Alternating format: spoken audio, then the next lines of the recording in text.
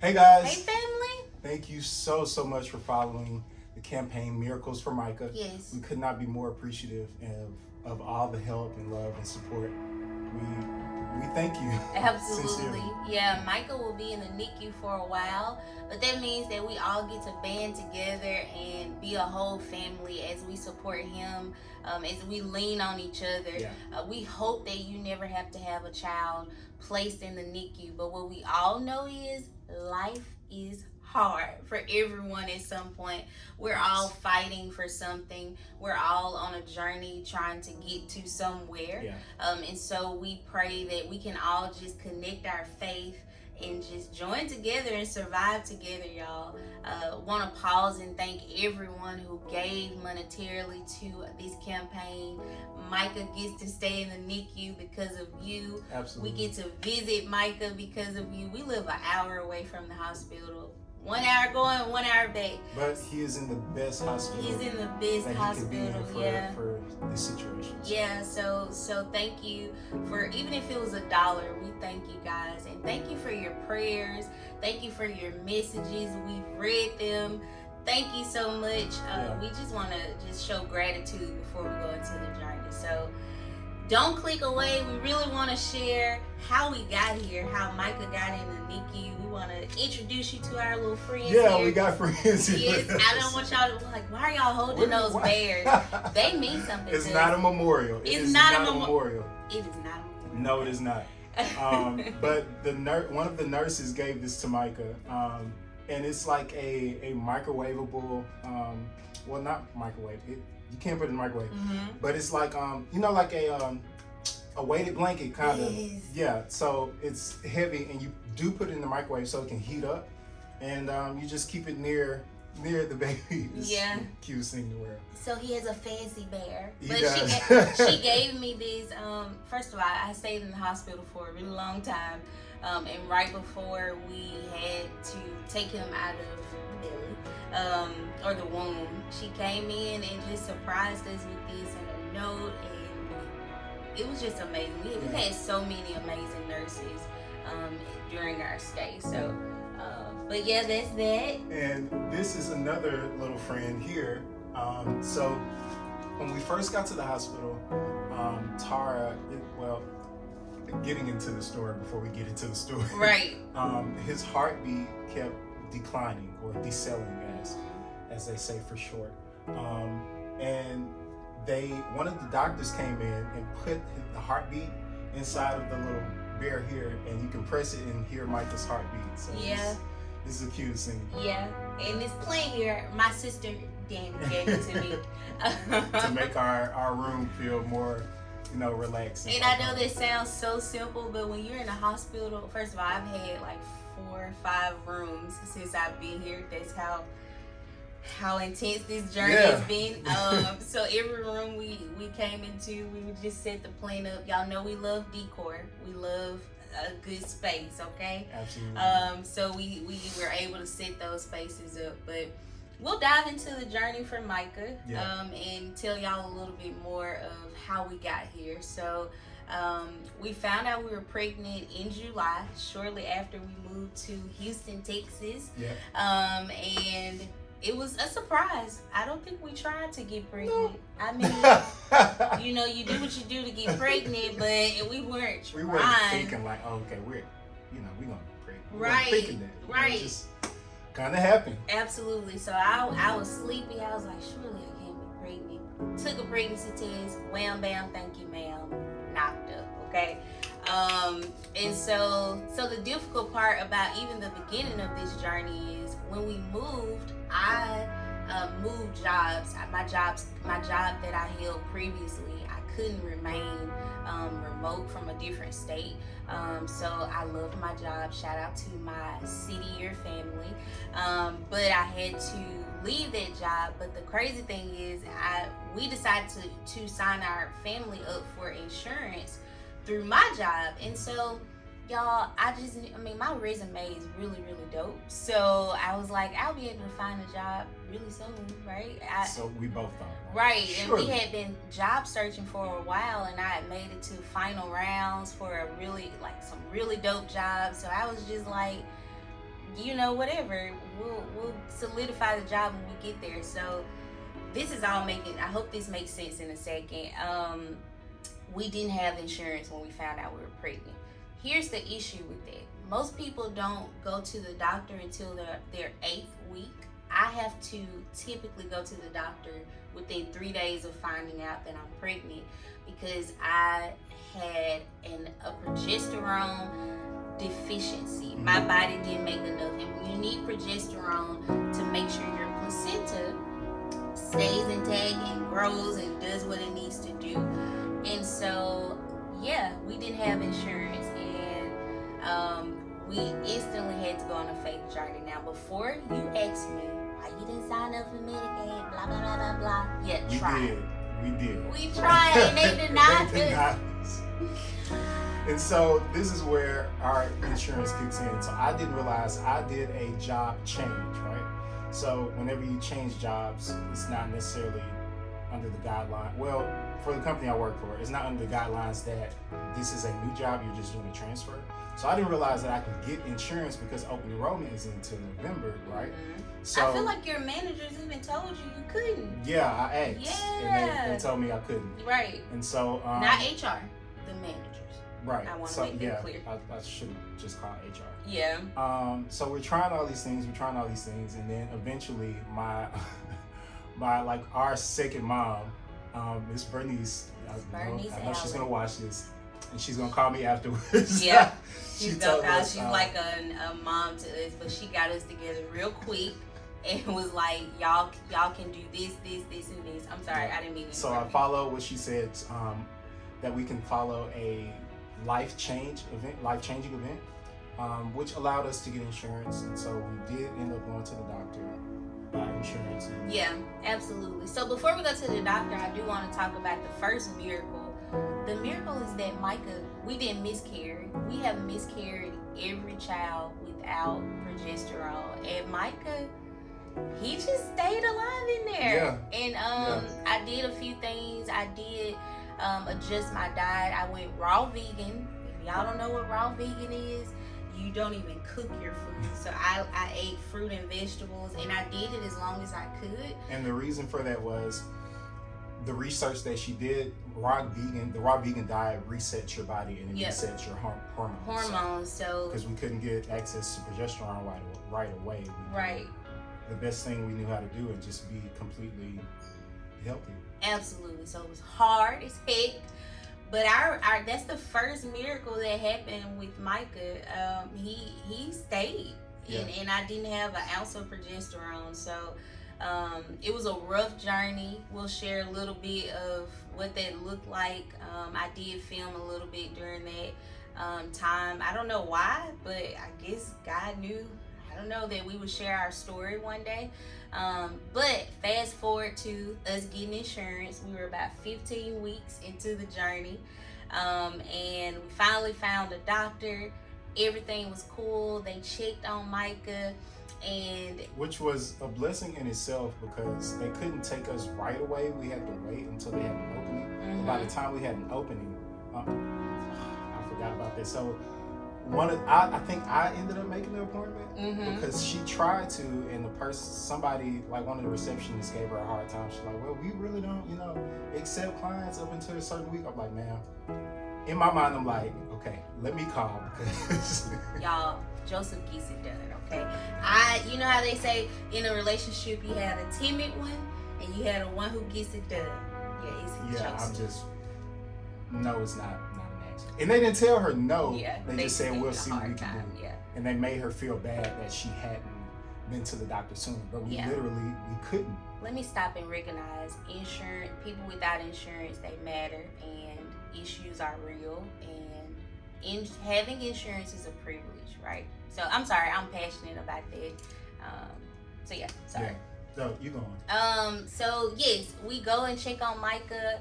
Around week 17, we finally got into the office, and everything is good, y'all. They did the scan. We got to see him, and we were just over the moon, just excited because again, he stayed alive in the womb without me getting progesterone, which is just a miracle. So we set up the anatomy scan 2 weeks later.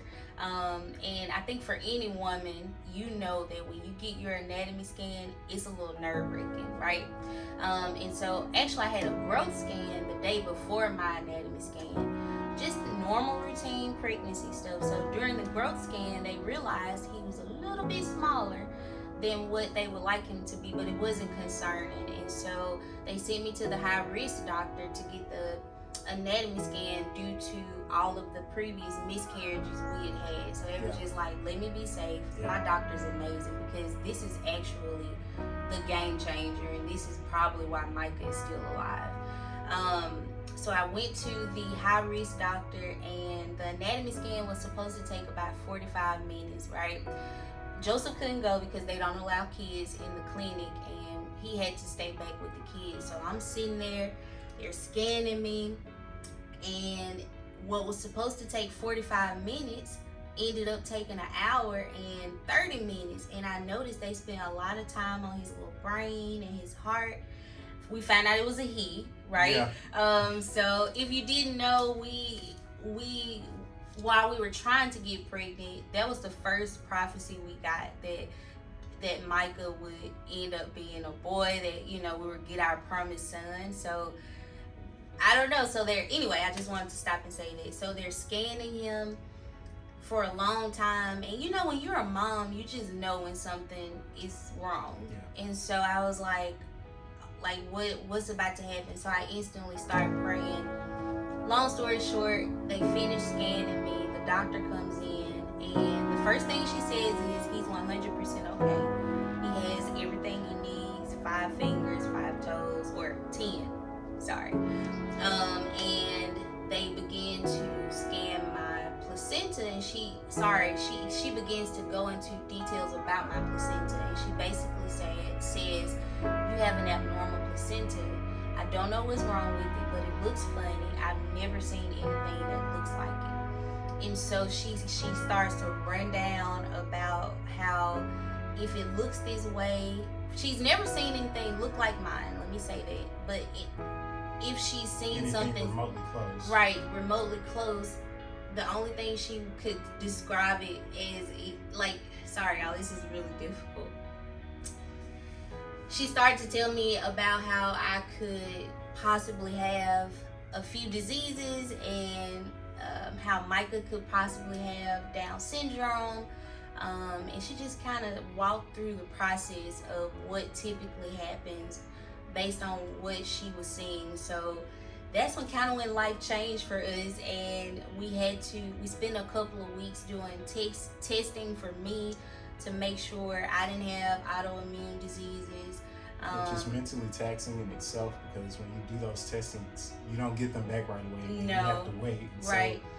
So, yeah. That was a faith journey, and we did some genetic testing for Micah to see if he had any chromosomes missing, and it was just a really interesting time of, I feel like that's when our faith first started to get tested, and we just leaned on God. We fasted, we called on a few people.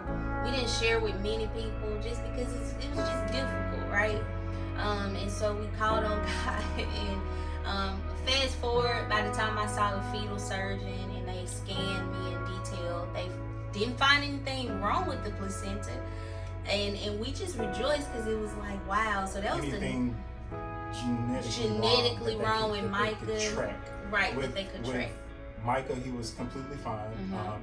And the placenta, there was nothing like irregular in the blood. It's just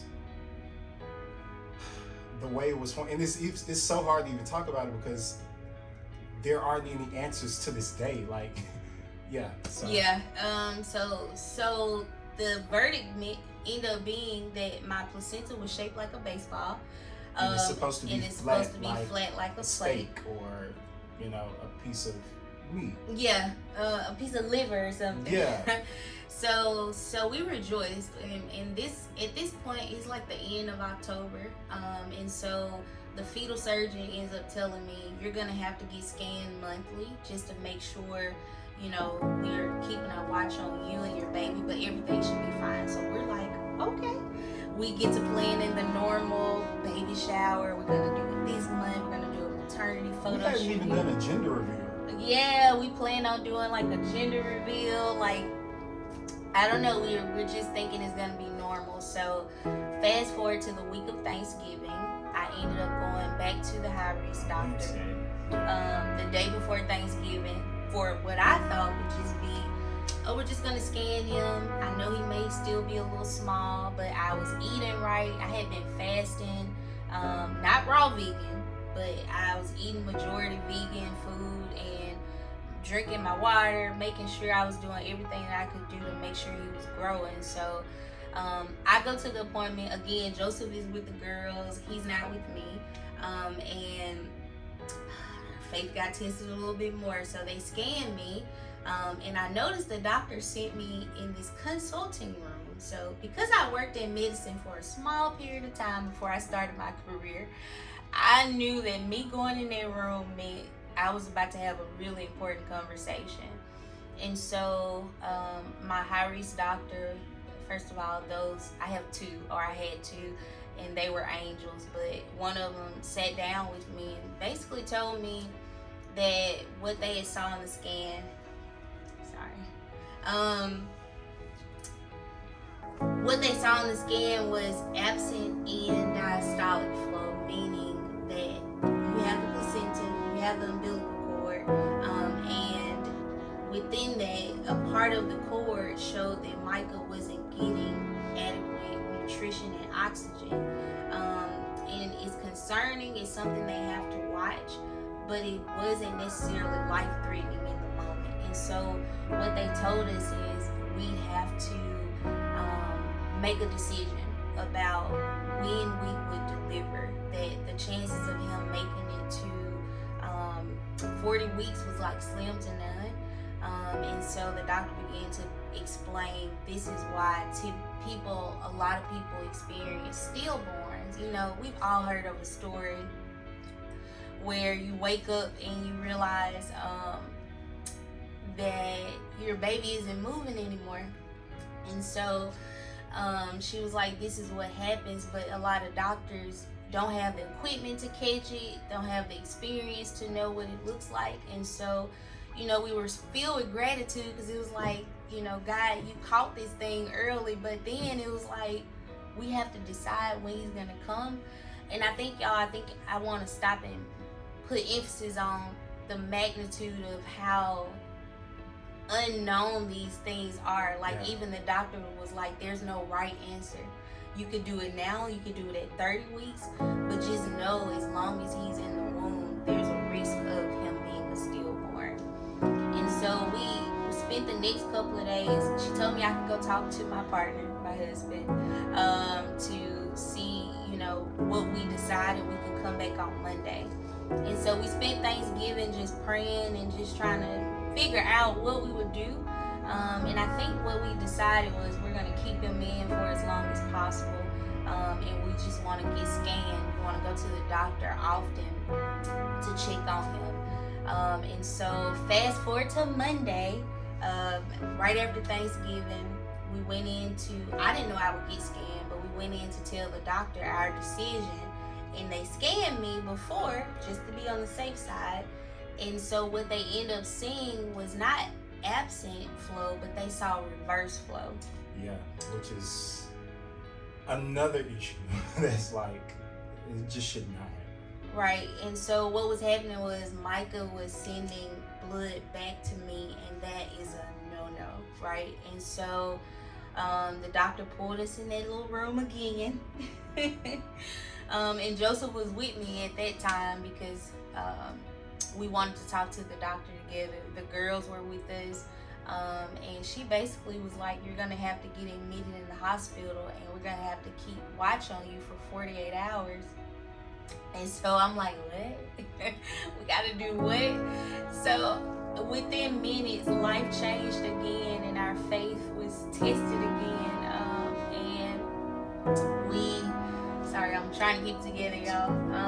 We ended up getting admitted into the hospital, and I just want to pause and celebrate our girls' godparents because they step right in. People don't have to be nice to you.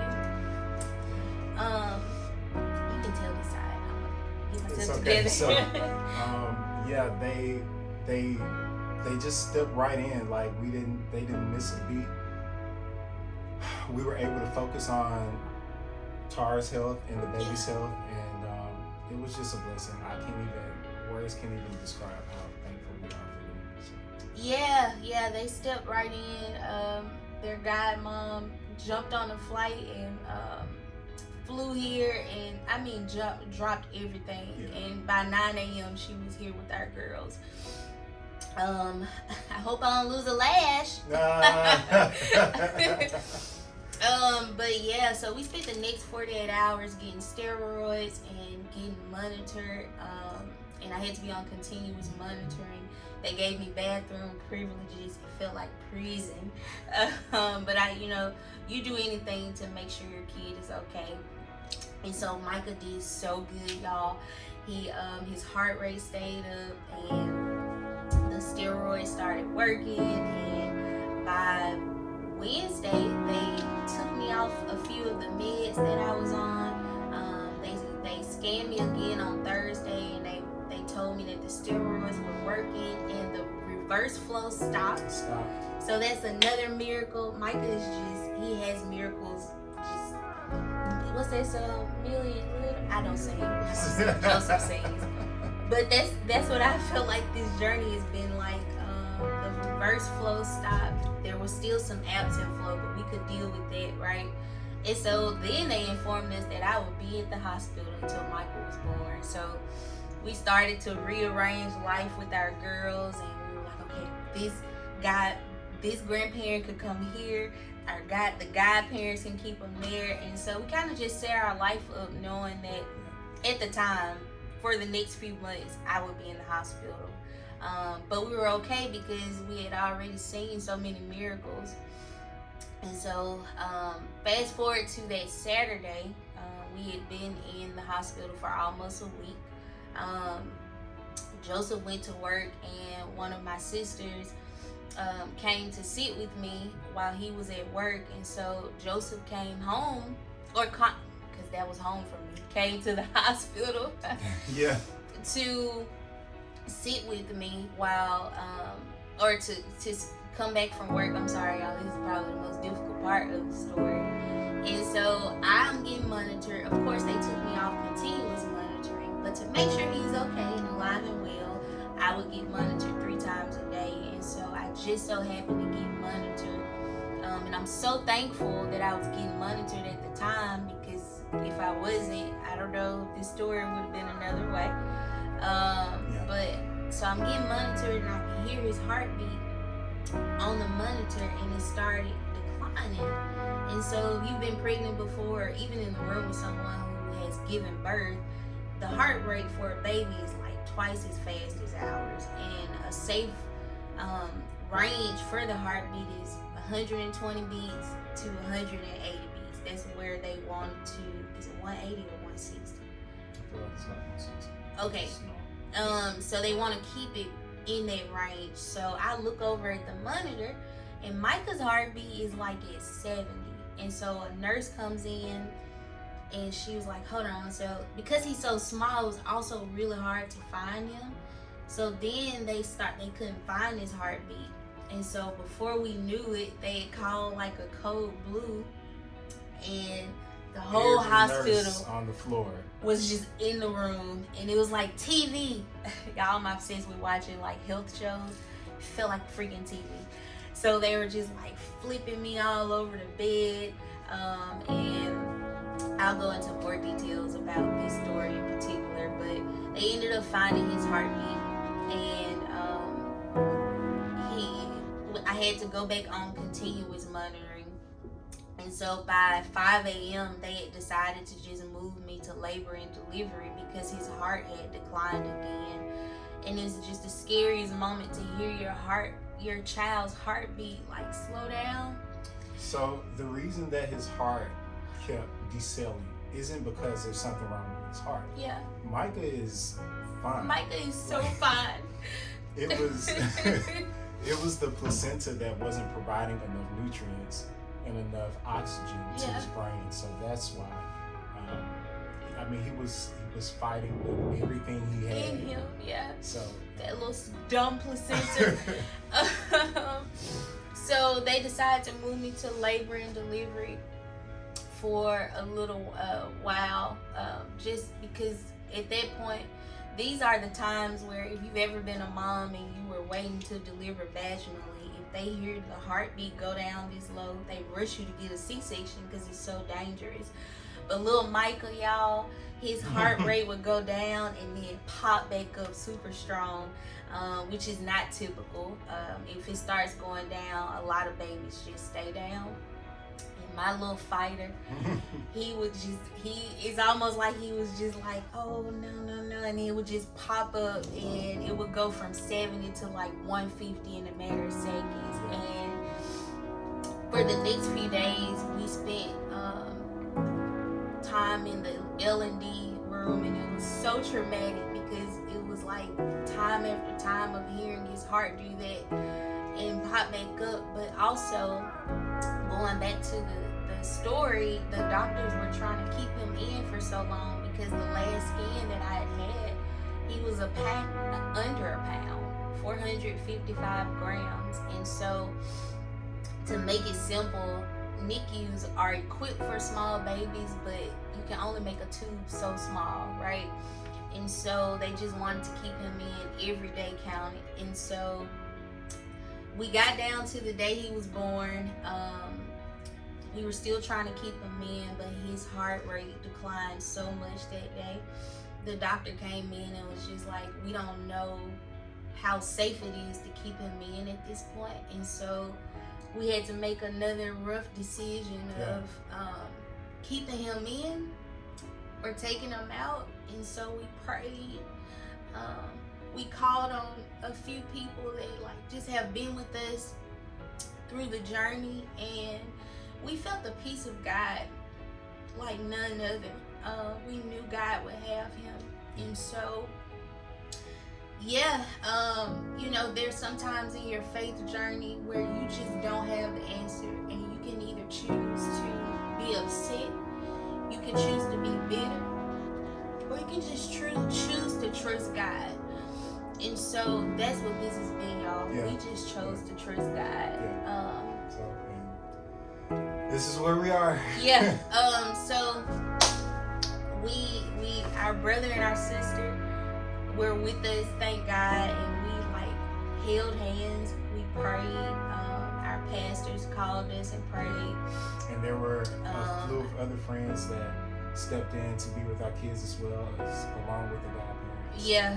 But in that moment, surrounded by so many people that chose to support us, because people don't have to be good to you. People don't have to be good to you. And I'm crying. I hope that y'all don't think I'm sad. I'm so grateful for God, and I'm so grateful for faith. I don't know how people don't have God in moments like this.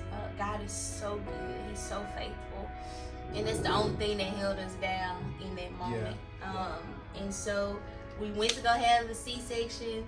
So they numbed me. Y'all, so many miracles already, but they numbed me. They laid me down on the table. We're almost done, but we want to give y'all the ins and outs of why he's in NICU. They laid me on the table, and they couldn't find his heartbeat again. And so they had to rush the C-section, and they ended up taking him out. And the doctor was a little worried. The room was worried because they couldn't find his heartbeat. So Micah comes out, and all I hear is he's perfect. And so he was so tiny, but they started to he was so tiny, but you could hear him like starting to cry. And so Joseph ended up seeing him on the monitor. I mean, not the monitor, I'm sorry y'all, it's been a long few weeks. Joseph ended up seeing him and looking at me. He was just like, he's perfect to her. So there was a million people in the room. There was a whole team there just for Micah. long story short, they ended up putting Micah in the hands of the neonatal doctor, and they whisked him off to get tubes and stuff like that. And so since then, Micah has been doing extremely well. Yeah. He is fighting away, y'all. He has defied the odds in so many ways, and so we'll release many stories about how he's been doing, and about how I can't even count the number of times that doctors have looked at him and just been like, how is he doing I'm this? telling you guys. How is he breathing on his own? God has been faithful. Like, this is the hardest thing. I wouldn't wish this on anyone. No. God's been faithful, and we're praying that God will continue to show His faithfulness. But not only that, I pray that God will continue to build His testimony so it can help others. Yeah. We believe that we overcome by the blood, the name, and the word of our testimony. So we thank God that it's unfortunate. It doesn't feel good. It's not easy. I wouldn't choose it, but we are thankful that God has chosen us for this testimony for whatever reason. Yeah. We're thankful. So that's how Micah got in the NICU. Please continue to follow our journey. We'll give you more updates. We'll share more miracles. We know Micah will continue to just soar in this journey, and we thank you for every dollar. It helps. Y'all, parking is expensive at this hospital. oh my Okay. God. And if you leave and come back, that's another fee. Yeah, it's just so expensive, and we live an hour away, and just taking care of everything it's a lot. But thank you for your support. You have helped us, and I'm getting teary-eyed again. People don't have to be kind. Yeah. So thank you for your support. Thank you for listening to this long video and listening to how Micah got here. And we promise to keep you updated. So we're gonna band together, and we hope that your faith has been built as much as ours. Absolutely. along the way. Absolutely. So we love you. Yep. Don't forget. Join us next week. I Yep. promise to not be as teary-eyed. Maybe, I don't know. I'm just grateful. So thank y'all. Amen. And like, comment, share, and follow for more details. Yeah. Love All you right, guys. y'all. Bye. Bye.